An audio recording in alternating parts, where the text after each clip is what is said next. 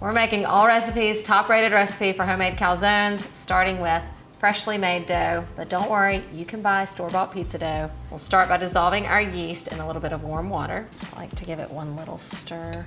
Then you're gonna let that bloom for about 5 minutes. That's just gonna activate the yeast. It'll get all nice and foamy. And I'm gonna add in a little sugar. That's gonna feed that yeast even more. Some salt and a tablespoon of olive oil.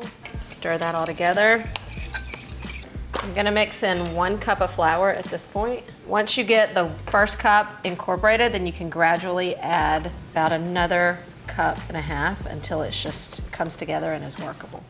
Okay, once it's smooth and it pulls away from the sides, we're gonna turn it onto a floured surface. All right, then we're just gonna knead this for about 5 minutes until it's really smooth and elastic.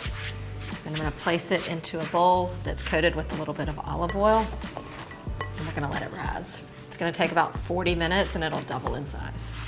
While we wait on our dough, I'm gonna make the filling. You can do whatever you want in the filling. This is just kind of a guide. I'm gonna make actually maybe a couple versions.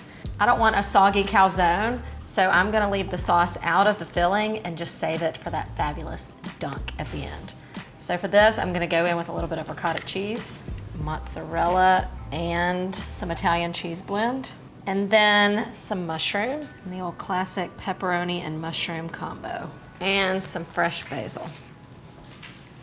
Yum, that's gonna be good. And I'll just whip up another filling too, just so we have some variety. My kids love sausage and black olives. And a little more fresh basil in this one, and that is gonna be filling number 2. I'm gonna kick this one up actually a little bit with a little crushed red pepper. All right, fillings are done. Now we're gonna roll out the dough. Our dough has risen. It's at least doubled in size. You can tell it's kind of formed a little bubble up here. I'm gonna punch my dough down and divide it into 2 portions. That's it. We'll just roll these out for our calzones. So lightly flour our surface. We're gonna roll this out into a circle shape, and you want it to be really thin, about 1/8 of an inch thick. So I'm gonna take half the filling and put it onto half of the circle. You wanna leave a little bit of border around the edges so you can seal it at the end. And then just fold it over. I wanna make sure you completely cover the filling, and then we're gonna use a fork to seal the edges. I'm lining my pan with a little parchment paper just for a little extra insurance. You can also just lightly grease it with some oil. I wanna also put some oil on there just so the bottom can get a little toasty. Lightly beat an egg and brush it right over the top. This is gonna give it a nice kind of shiny golden brown, a little suntan, if you will. You could skip this step if you wanted to, but then at the end of the day, you won't have a pretty crust, and to me, it gives a little extra insurance on the seal. You could also sprinkle like some seasonings on the outside if you wanted to kind of flavor up the crust here.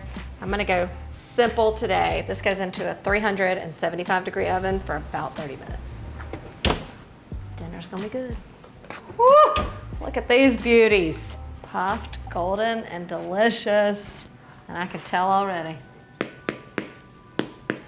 Yes, because my favorite part about a pizza or a calzone is the crispy crust. Don't give me that soggy stuff. In an effort to prevent 3rd-degree burns, I'm gonna let this sit here for a minute while I go get my sauce.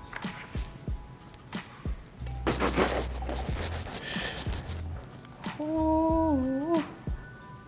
Yes, sir. I love the way it puffs up and kind of creates a little air pocket because that's a crispy bite. You can definitely tell that dough is from scratch. I always thought it was just easier to order these out at a restaurant, but this was too easy to be this perfect. If you've never ventured out to make calzones at home, give this recipe a try. I promise you won't regret it.